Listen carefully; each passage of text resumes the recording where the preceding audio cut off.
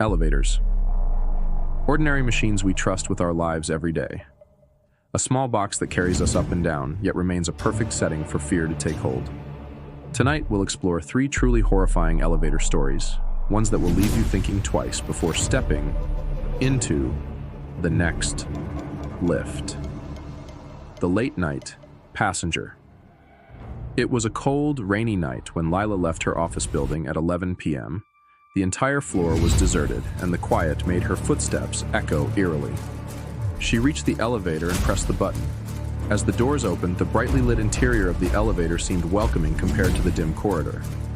She stepped in and pressed the button for the ground floor. Halfway down, the elevator jolted suddenly and came to a screeching halt. Lila's stomach dropped as the lights flickered, casting strange shadows across the mirrored walls. She hit the emergency button, but the intercom buzzed back with static. That's when she noticed it. In the mirrored wall behind her, a figure. No, a silhouette. Someone, or something, standing at the back corner of the elevator. But when she turned around, there was no one there. Her breath quickened. She tried to tell herself it was her imagination. Suddenly, the lights flickered off, plunging the elevator into complete darkness. A voice, hoarse and broken, whispered, "You shouldn't be here." When the lights returned, the elevator was moving again, and she was alone. But the mirror now bore a single handprint, pressed firmly against the glass from the inside. Lila ran out as soon as the doors opened, quitting her job the next day. That building was later abandoned, and it's said the elevator still moves at night, stopping at empty floors where no one called it. The emergency call. Jason was on vacation in a luxurious old hotel, the kind with ornate chandeliers and velvet carpets. One evening, after enjoying the rooftop bar, he stepped into the elevator to return to his room. But just as the doors shut, the power went out. The emergency light flickered on, casting long shadows on the walls. Jason reached for the elevator phone, dialing the emergency line. A man's voice answered immediately. "Hello. Stay calm. We're working on it. Don't move." Jason was relieved. He leaned against the wall, trying to stay calm. Minutes passed, then hours. He called again. This time the voice sounded strained, almost inhuman. "It's coming. Don't move." Jason froze. Something was breathing in the confined space, raspy and deep, like a predator waiting to strike. He turned his phone's flashlight toward the floor and saw it. Claw marks, fresh and deep, etched into the metal beneath his feet. Jason began to scream, pounding on the elevator doors.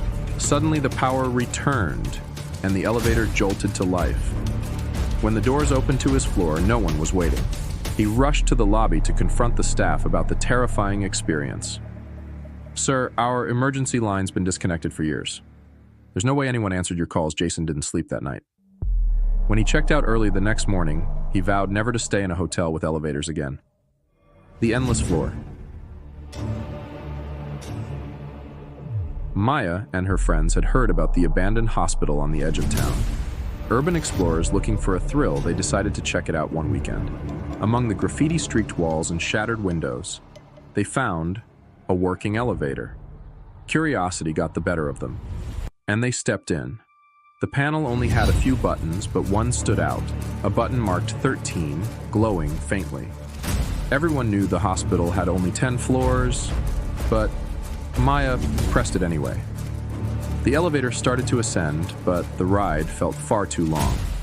As the floor numbers ticked by, the friends began to feel uneasy. At floor 13, the doors opened to reveal a dark, endless hallway. The walls were covered in smeared handprints, and the air smelled of decay. The elevator didn't respond.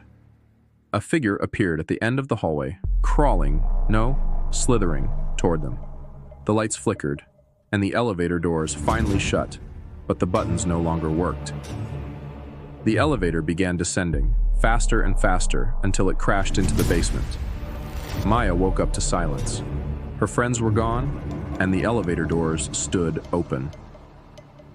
When she stepped out, she was back on floor 13, staring down that same endless hallway. She was never seen again. Elevators take us where we want to go, but sometimes they take us much farther. If you ever find yourself alone in one, remember, some journeys should never be made. Thank you for watching.